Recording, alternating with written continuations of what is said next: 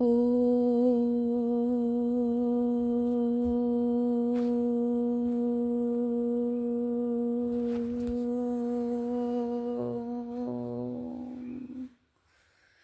শান্তি। 11/2/2025 প্রাতঃমূল্যি। ওম শান্তি। বাপদাদা মধুবন। আজকের বাপদাদার অমূল্য মহাবাক্য হচ্ছে, মিষ্টি বাচ্চারা, তোমাদের ভগবান পরাণ। তোমাদের কাছে আছে জ্ঞান রত্ন। তোমাদের এই রত্নেরই কাজ কারবার করতে হবে। তোমরা এখানে জ্ঞানের শিক্ষা প্রাপ্ত করো, ভক্তির নয়। বাবা কি বলছেন? মিষ্টি বাচ্চারা, দুই ভ্রুয়ের মাঝে আত্মিক রূপী মিষ্টি বাচ্চাদের বলছেন। তো নিজের নিজের দুই ভ্রুয়ের মাঝে আত্মা নিশ্চয় করে সামনে পরমাত্মা শিব বাবাকে দেখব। সে বলছেন, তোমাদের ভগবান পরাণ, তোমাদের কাছে আছে জ্ঞান রত্ন। তোমাদের এই রত্নেরই কাজ কারবার করতে হবে। তোমরা এখানে জ্ঞানের শিক্ষা প্রাপ্ত করো, ভক্তির নয়। প্রশ্ন আজকের মুরলি থেকে, মানুষ ড্রামার কোন ওয়ান্ডারফুল ভবিতব্যকে ভগবানের লীলা মনে করে, তার গুণগান করে? উত্তরে বাবা বলছেন, যে মানুষ যেই ইষ্টের প্রতি ভক্তি ভাব রাখে, সেই ইষ্টের সাক্ষাৎকার হলে ভাবে এই সাক্ষাৎকার ভগবান করিয়েছেন, কিন্তু সবই হয় ড্রামা অনুসারে। তারা ভাবে যে এই সাক্ষাৎকার ভগবান করিয়েছেন, কিন্তু বাবা বলছেন সবই হয় ড্রামা অনুযায়ী। একদিকে ভগবানের গুণগান করে, অন্যদিকে সর্বব্যাপী বলে গ্লানি করে দেয়। তো ভগবান তো সর্বোপরি, তাই না? তার মানে এক, অদ্বিতীয়ম। ভগবান নিশ্চয়ই কোনো এক জায়গায় থাকে, তাহলে সর্বব্যাপী মানে সব জায়গায় বিরাজমান। কি করে পসিবল, তাই না? তো শ্রীমদ্ ভগবদ্ গীতাতে 13তম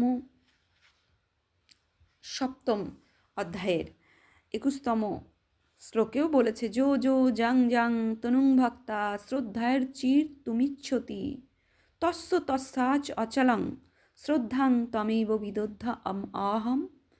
অর্থাৎ যে যে সকাম ব্যক্তি ভক্তিযুক্ত হইয়া শ্রদ্ধাবান হইয়া যে যে দেবী মূর্তির অর্চনা করেন, অর্থাৎ অর্চনা করিতে ইচ্ছা করে আমি কে, ও পরম পিতা পরমাত্মা সূক্ষ্মাতি সূক্ষ্ম ভগবান, সেই সকল ভক্তির সেই সেই দেবী মূর্তি তার সামনে সাক্ষাৎকার করান। অচলা ভক্তি দেবী মূর্তিকেই ভক্তি অচলা করিয়ে দেয়, তার প্রতি তার সেই রকমই সাক্ষাৎকার করান। তো সেই জন্য বলছে যে যে যে ইষ্টের প্রতি ভক্তিভাব রাখে তার প্রতি সেই রকমই সাক্ষাৎকার হয়। তো করাবান হার তো ভগবান। তো সেটা কি ড্রামা অনুসারে হয়ে যায়। এই ড্রামা তো ফিক্সড, এটা ড্রামা অনুসারে হয়ে যায়। ওম শান্তি। ভগবান উবাচু। বাচ্চাদের এই কথা তো বোঝানো হয়েছে যে মানুষকে বা দেবতাকে ভগবান বলা হয় না। গানও গাই, ব্রহ্মা দেবতাই নম, বিষ্ণু দেবতাই নম, শঙ্কর দেবতাই নম, তারপরে বলে শিব পরমাত্মাই নম। এই কথাও তোমরা জানো, শিবের নিজের কোনো শরীর নেই। মূল বাতানে শিব বাবা এবং শালগ্রাম থাকে। বাচ্চারা জানে যে আমরা আত্মারা এখন আমাদের বাবা পড়াচ্ছেন, এবং অন্য যেসব সৎসঙ্গগুলি রয়েছে বাস্তবে সেসব কোনো সৎসঙ্গ নয়। বাবা বলেন সেসব হলো মায়ার সঙ্গ। সেখানে কেউ এমন বুঝবে না যে আমাদের ভগবান পড়ান। গীতাও শুনবে তো কৃষ্ণ ভগবান উবাচু ভাববে, দিন দিন গীতার চর্চা কম হয়ে যাচ্ছে, কারণ নিজের ধর্মকে তারা জানে না। কৃষ্ণের সঙ্গে সবার প্রেম রয়েছে, কৃষ্ণকে দোলনায় দোলানো হয়। এখন তোমরা ভাবো আমরা কাকে দোলাবো? বাচ্চাকে দোলানো হয়, পিতাকে নয়। তোমরা শিব বাবাকে দোলাবে, তিনি শিশুরূপে আসেন না। বলছে তোমরা শিব বাবাকে দোলাবে? তিনি তো শিশুরূপে আসেন না, পুনর্জন্মেও আসেন না, তিনি হলেন বিন্দু স্বরূপ, তাকে কিভাবে দোলাবে? অনেকেরই কৃষ্ণের সাক্ষাৎকার হয়, কৃষ্ণের মুখে তো সম্পূর্ণ বিশ্ব, কারণ বিশ্বের মালিক তিনি। শাস্ত্রে দেখানো হয়েছে কৃষ্ণের মুখে সম্পূর্ণ বিশ্ব, কেননা সম্পূর্ণ বিশ্বের মাখন, বিশ্বের মালিক উনি, যে মাখন শ্রীকৃষ্ণের মুখে দেখানো হয়। সুতরাং এ হলো বিশ্বরূপী মাখন, সে বিশ্বের মাখন সেই খায়, অর্থাৎ সমস্ত কর্মেন্দ্রিয়ের ওপর বিকারের ওপর বিজয় পেয়ে সে বিশ্বের মালিক হয়ে যায়। তো মাখন উনিই খান। তারা যে নিজেদের মধ্যে যুদ্ধ করে, তাও সৃষ্টিরূপী মাখনের জন্য যুদ্ধ করে। ভাবে আমরা বিজয়ী হব। কৃষ্ণের মুখে মাখনের গোলক দেখানো হয়। এও অনেক রকমের সাক্ষাৎকার, কিন্তু অর্থ কিছুই বোঝে না। এখানে তোমাদের সাক্ষাৎকারের অর্থ বোঝানো হয়। মানুষ ভাবে ভগবান আমাদের সাক্ষাৎকার করান, এই কথাও বাবা বোঝান। যাকে স্মরণ করা হয়, ধরো কেউ কৃষ্ণের নওধা ভক্তি করে, তো অল্পকালের জন্য মনস্কামনা পূর্ণ হয়। নওধা ভক্তিতেও অল্পকালের জন্য মনস্কামনা পূর্ণ হয়। এমন বলবে না যে ভগবান সাক্ষাৎকার করান। যে যেরকম ভাবে ভাবনা দিয়ে যায় পূজা করে, তার সেই রূপে সাক্ষাৎকার হয়। এ ড্রামাতে নির্ধারিত রয়েছে। তো শ্রীমদ্ ভগবদ্ গীতাতে না, যে যথং প্রং পদাং তং যে যথং তং তাথেব ভজম মহম।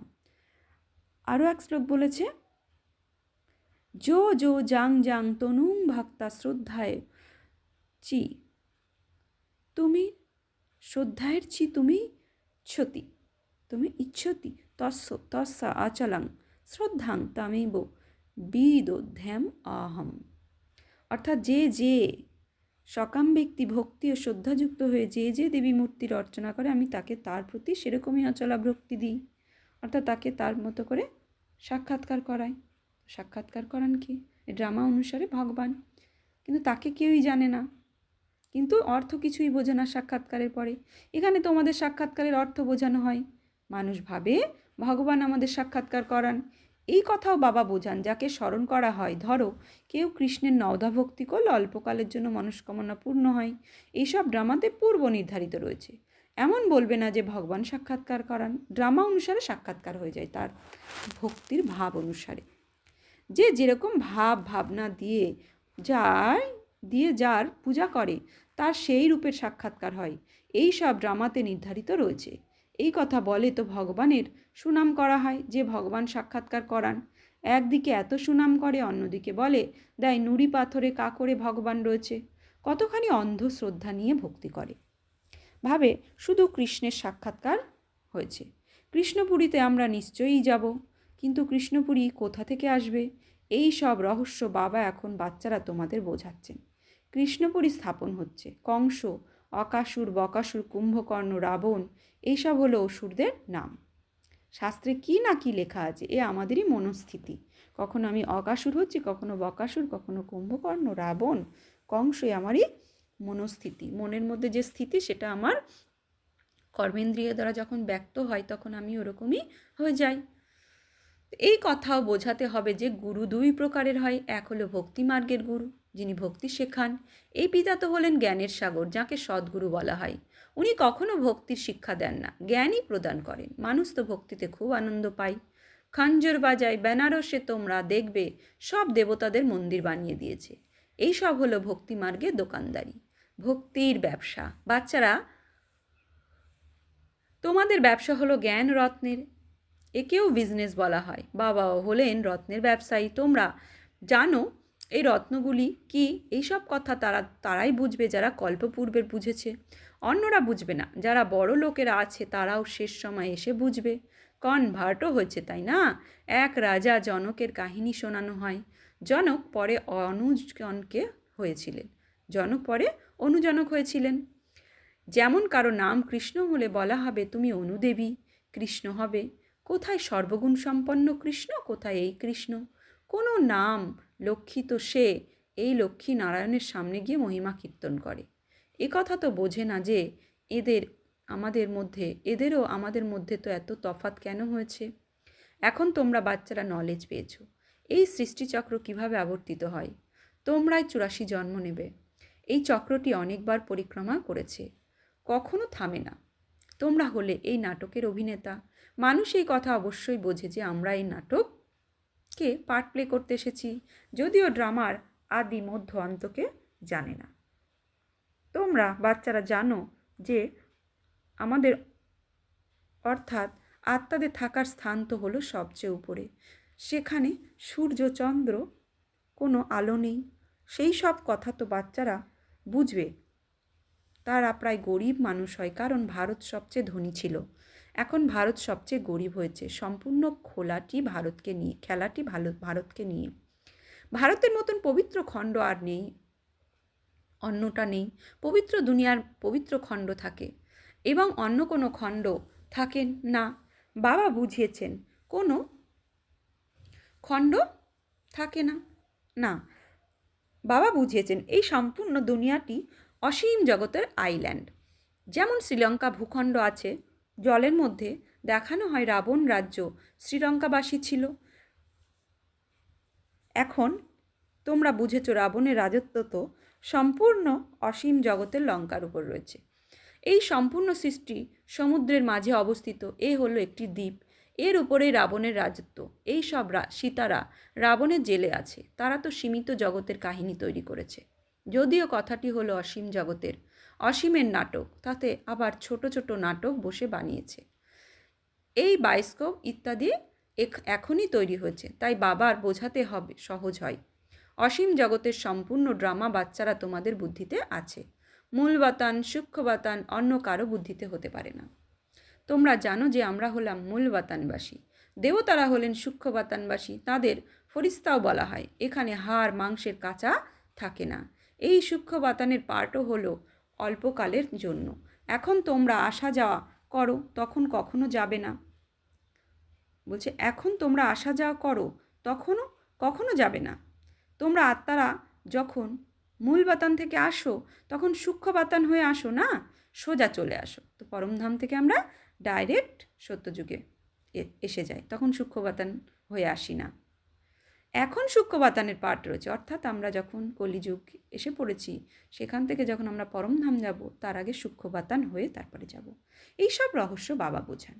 বাবা জানেন আমি আত্মাদের বোঝাচ্ছি, সাধু সন্ত ইত্যাদি কেউ এসব কথা জানে না, তারা কখনো এমন কথা বলবে না। বাবা স্বয়ং বাচ্চাদের সঙ্গে কথা বলেন, কর্মেন্দ্রিয় ছাড়া তো কথা হবে না। বলেন আমি এই দেহের আধার নিই, তাই এই ব্রহ্মার শরীরের আধার নিয়ে তার কর্মেন্দ্রিয় দিয়ে আমাদের সাথে কথা বলেন। অর্থাৎ আত্মারূপী বাচ্চাদের পড়াই। তোমরা আত্মারা তোমাদের সৃষ্টির বাবা, দৃষ্টিও বাবার দিকেই যায়। এই সব হলো নতুন কথা। নিরাকার পিতা, তার নাম হলো শিব বাবা। তোমাদের নাম তো হলো আত্মা। তোমাদের দেহের নাম পরিবর্তন হয়। মানুষ বলে পরমাত্মা নাম রূপহীন, কিন্তু নাম তো শিব বলা হয় না, তাই না? কিন্তু নাম তো শিব বলা হয়, তাই না? শিবের পূজাও করে, বোঝে এক করে আর এক। এখন তোমরা বাবার নাম রূপ দেশ কাল সবই বুঝেছ। তোমরা জানো কোনো জিনিস নাম রূপ বিহীন হতে পারে না। এই কথাটিও খুবই সূক্ষ্ম বুদ্ধির কথা। বাবা বোঝান গায়নও আছে, সেকেন্ডে জীবন মুক্তি, অর্থাৎ মানুষ নর থেকে নারায়ণ হতে পারে। বাবা যখন হ্যাভেনলি গডফাদার, তবে আমরা তার সন্তানেরা স্বর্গের মালিক হলাম, কিন্তু এই কথাও বুঝতে পারে না। বাবা বলেন বাচ্চারা তোমাদের এম অবজেক্ট হলো এই নর থেকে নারায়ণ হওয়া, এ হলো রাজযোগ, তাই না? অনেকে চতুর্ভুজ দর্শন হয় সাক্ষাৎকারে, তাতে প্রমাণিত হয় আমরাই বিষ্ণুপুরীর মালিক হব। তোমরা জানো স্বর্গেও লক্ষ্মী নারায়ণের তক্তের পিছনে বিষ্ণুর চিত্র রাখা হয়, অর্থাৎ বিষ্ণুপুরীতে এদের রাজ্য থাকে। এই লক্ষ্মীনারায়ণ হলেন বিষ্ণুর মালিক, ওটা হলো বিষ্ণুপুরীর মালিক, ওটা হলো কৃষ্ণপুরী, এটা হলো কংসপুরী। ড্রামা অনুযায়ী এই নামও রাখা হয়েছে। বাবা বোঝান আমার স্বরূপ খুবই সূক্ষ্ম, কেউ জানতে পারে না, অর্থাৎ সূক্ষ্ম, অতি সূক্ষ্ম। শ্রীমদ্ ভগবদ্ গীতাতেও শ্লোক আছে যে 13তম অধ্যায়ে, 13 না 15তম অধ্যায়ে ক্ষেত্রজ্ঞ বিভাগ যোগে 13তম অধ্যায়ের 15তম শ্লোকে কি বলেছে? বহির অন্তশ্চ ভূত নাম অচরং চরমেব চ সূক্ষ্ম তত্ত্ব তদ বিজ্ঞেয় দূরস্থং চন্তিকে চ সূক্ষ্ম অতি সূক্ষ্ম আমি, সূক্ষ্ম তত্ত্ব আমি, তোমাকে এই চোখ দিয়ে দেখা যায় না। তো বাবা মুরলিতে আজকে বলছে যে আমি খুবই সূক্ষ্ম, আমার স্বরূপ খুবই সূক্ষ্ম, সূক্ষ্ম অতি সূক্ষ্ম, সূক্ষ্ম তত্ত্ব, সূক্ষ্ম অতি সূক্ষ্ম, কেউ জানতে পারে না। তারা বলে আত্মা এক নক্ষত্র, আত্মা এক নক্ষত্র স্বরূপ, কিন্তু লিঙ্গরূপ বানিয়ে দেয়। তা না হলে পূজা করবে কিভাবে? রুদ্রযজ্ঞের আয়োজন করে, অঙ্গুষ্ঠ সম শালগ্রাম রচনা করে। অন্যদিকে আত্মাকে আজব নক্ষত্র বলে দেয়। আত্মাকে চোখে দেখার অনেক চেষ্টা করে, কিন্তু কেউ চোখে এই চোখে দেখতে পাই না। রামকৃষ্ণ বিবেকানন্দের বিষয়ে বলা হয় না যে বিবেকানন্দ দেখানো রামকৃষ্ণের আত্মা শরীর থেকে বেরিয়ে আমার মধ্যে সমাহিত হলো। এভাবে কার সাক্ষাৎকার হয়েছিল তার? আত্মা ও পরমাত্মা রূপ তো একই, বিন্দুরূপ দেখেও কিছু বুঝতে পারে না। আত্মার সাক্ষাৎকার তো কেউ চাই না, চাহিদা থাকে পরমাত্মার সাক্ষাৎকার হোক। সে বসেছিল গুরুর কাছে পরমাত্মার সাক্ষাৎকার করতে, শুধু বলে দিয়েছে জ্যোতি ছিল যা আমার মধ্যে সমাহিত হয়েছে, তাতেই সে খুব খুশি হয়েছিল। সে ভাবনা এটা সে ভাবলো এটাই হলো পরমাত্মার রূপ, কিন্তু আত্মাকে সাক্ষাৎকার করেছিল, তো আত্মার পরমাত্মার স্বরূপ একই। গুরুর প্রতি ভক্তি ভাব থাকে পরমাত্মার সাক্ষাৎকারের আশায়, কিছুই বোঝে না। তাহলে গুরুর প্রতি ভক্তির ভাব থাকে, কি ভাব থাকে? যে পরমাত্মাকে সাক্ষাৎকার করব, তো পরমাত্মার সাক্ষাৎকারের আশায় গুরুর প্রতি ভক্তির ভাব থাকে, কিছুই বোঝে না। তাহলে ভক্তি মার্গে কে বোঝাবে? এখন বাবা বসে বোঝান। যে যেরকম রূপে ভক্তি ভাব রাখে, যেমন রূপ দেখে থাকে সেই রূপেই সাক্ষাৎকার হয়ে যায়। যেমন গণেশের পূজা যে করে তার চৈতন্য রূপের সাক্ষাৎকার হয়ে যায়। বলছে যেমন গণেশের পূজা যে করে তো তার চৈতন্য রূপের সাক্ষাৎকারও হয়ে যায়। তা না হলে দৃঢ় নিশ্চয় হবে কিভাবে? তেজময় রূপে দেখে ভাবে পরমাত্মার সাক্ষাৎকার হয়েছে, তাতেই খুশি হয়।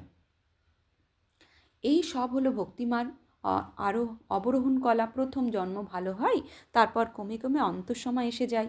বাচ্চারা এই কথাগুলো বুঝতে পারে, তাদের কল্পপূর্বে জ্ঞান প্রদান করা হয়েছিল, তাদেরকেই আবার বোঝাচ্ছি। কল্পপূর্বেই আত্মারাই আসবে, বাকি অন্যদের তো ধর্মই আলাদা। বাবা বোঝান, এক একটি চিত্রে ভগবান উবাচু লিখে দাও, খুব যুক্তি দিয়ে বোঝাতে হয়। ভগবান উবাচু আছে তাই না? যাদব, কৌরব এবং পাণ্ডব কি কি করে গেছে শেষ সবেরই এই চিত্র জিজ্ঞাসা করে, তোমরা নিজের পিতাকে কি জানো? যদি না জানো তাহলে এর অর্থ হলো প্রীত নেই, বিপরীত বুদ্ধিধারী। বাবার সঙ্গে প্রীত না থাকলে বিনাশ হবে। প্রীত বুদ্ধি বিজয়ন্তী সত্যমেব জয়ন্তে, এর অর্থও সঠিক। ভগবানের প্রতি প্রীত বুদ্ধি বিজয়ন্তী আর সংশয় বুদ্ধি বিনশ্যন্তি। তো এখন তোমরা প্রমাণ করে বলো, গীতা শিব ভগবান উবাচু। গীতা শিব ভগবান শুনিয়েছিলেন, তিনি রাজযোগ শিখিয়েছেন ব্রহ্মার দ্বারা। তারা কৃষ্ণ ভগবানের গীতা নিয়ে শপথ নেয়, তাদের জিজ্ঞাসা করা উচিত কৃষ্ণকে হাজির ভাবা উচিত নাকি ভগবানকে? বলা হয় ভগবানকে হাজির ভেবে সত্যি কথা বলো, ভুল হয়ে গেল, তাই এতই শপথ নেওয়া মিথ্যা হয়ে গেল। সার্ভিসেবল বাচ্চাদের গুপ্ত নেশা থাকা উচিত, নেশায় মত্ত হয়ে বোঝালে সফল হবে। তোমাদের এই পড়াশুনো হলো গুপ্ত, যিনি পড়াচ্ছেন তিনিও গুপ্ত। তোমরা জানো আমরা নতুন দুনিয়ায় গিয়ে এই স্বরূপ ধারণ করব। নতুন দুনিয়ায় সব স্থাপন হয় মহাভারতের যুদ্ধের পর। বাচ্চারা এখন নলেজ পেয়েছে, তাও নম্বর অনুসারে ধারণ করে, যোগেও নম্বর অনুযায়ী হয়। এই চেকিংও করা উচিত যে আমরা কতক্ষণ স্মরণে থাকি। বাবা বলেন, এখন তোমাদের এই পুরুষার্থ ভবিষ্যতের 21 জন্মের জন্য হয়ে যাবে। এখন ফেল হলে কল্পান্তর ফেল হতে থাকবে, উঁচু পদমর্যাদা পাবে না। পুরুষার্থ করা উচিত উঁচু পদ প্রাপ্তির। এখন অনেক সেন্টার্সে আসে যারা বিকারে যেতে থাকে, বুঝে এমনও অনেকে সেন্টার্সে আসে যারা বিকারে যেতে থাকে, তবুও সেন্টারে আসতে থাকে, ভাবে ঈশ্বর তো সব কিছু দেখেন জানেন। বাবার কি প্রয়োজন যে বসে এইসব দেখবেন? তোমরা মিথ্যা কথা বলবে, বিকর্ম করবে, তো নিজেরই ক্ষতি করবে। এই কথা তো তোমরা বুঝতে পারো। বিকারগ্রস্ত হলে উঁচু পদমর্যাদা লাভ হবে না, এতই বাবা জানলেও কথা তো একই হলো। তার কি বা দরকার পড়েছে? নিজের অনুশোচনা হওয়া উচিত, আমি এমন কর্ম করলে দুর্গতিতে যাব। বাবা কেন বলবেন? হ্যাঁ, ড্রামাতে আছে তাই বলে দেন। বাবার থেকে লুকোনো অর্থাৎ নিজের সর্বনাশ করা। পবিত্র হওয়ার জন্য বাবাকে স্মরণ করতে হবে। তোমাদের এই চিন্তা থাকা উচিত যে আমরা যেন ভালো রীতি পড়াশুনো করে উঁচু পদ প্রাপ্ত করি। কে মৃত কে জীবিত সেসব নিয়ে চিন্তা নয়, চিন্তা যেন থাকে বাবার থেকে উত্তরাধিকার প্রাপ্ত করি কীভাবে। এতএব কাউকেও খুব ছোট করে বোঝাতে হবে। আচ্ছা, মিষ্টি মিষ্টি হারানিধি বাচ্চাদের প্রতি মাত পিতা বাপ দাদার স্মরণে স্নেহ শুনুন আর সুপ্রভাত। আত্মাদের পিতা তার আত্মারূপী বাচ্চাদের জানাচ্ছি নমস্কার। আমরা আত্মারূপী বাচ্চারা আত্মারূপী বাপ দাদাকে জানাচ্ছি নমস্কার, সুপ্রভাত। ধন্যবাদ বাবা, অনেক অনেক ধন্যবাদ। ধারণার জন্য মুখ্য সার: 1. গুপ্ত নেশায় থেকে সার্ভিস করতে হবে, এমন কোনো কর্ম করবে না যার ফলে অনুশোচনা হয়। নিজের চেকিং করতে হবে আমরা কতক্ষণে স্মরণে থাকি। 2. সর্বদাই চিন্তা যেন থাকে আমরা ভালোভাবে পড়াশুনো করে উঁচু পদ প্রাপ্ত করব। কোনো রকম বিকর্ম করে মিথ্যা কথা বলে নিজের ক্ষতি করবে না। বরদান, মন মনোভাবর মন্ত্রের দ্বারা সকল দুঃখ থেকে দূরে থাকা সদা সুখস্বরূপ ভব। মন মনোভাবর মন্ত্র দ্বারা সকল দুঃখ থেকে দূরে থাকা সদা সুখ স্বরূপ ভব। যখন কোনো প্রকারে দুঃখ আসে তখন মন্ত্র স্মরণ করো, যার দ্বারা দুঃখ পালিয়ে যাবে। মন মনোভাব মধ্যাজি ভব। শ্রীমদ্ ভগবদ গীতাতেও এই শ্লোক দুবার আছে। স্বপ্নে একটুখানিও দুঃখ অনুভব হবে না। যদি শরীর অসুস্থ হয়ে যায়, ধন সম্পদ কম বেশি হয়, যা কিছু হয়ে যায়, কিন্তু দুঃখের ঢেউ যেন মনের মধ্যে না আসে।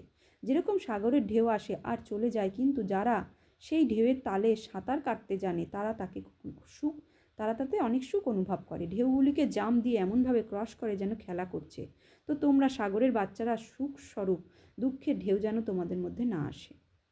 স্লোগান, প্রত্যেক সংকল্পে দৃঢ়তার বিশেষত্বকে প্র্যাকটিক্যালে নিয়ে এসো, তাহলে প্রত্যক্ষতা হয়ে যাবে।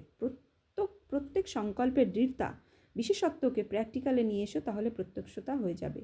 অব্যক্ত ঈশ্বর একান্ত প্রিয় হও, একতা আর একগ্রতাকে ধারণ করো। স্ব উন্নতিতে, সেবার উন্নতিতে একজন কিছু বলে, অন্যজন হাজি করে। এইভাবে সদা একতা আর দৃঢ়তার সাথে এগিয়ে যেতে থাকো। যেরকম দাদিরা একতা আর দৃঢ়তার সংগঠন পাক্কা আছে, এরকম আদি সেবার রত্নদের সংগঠনও পাক্কা হবে।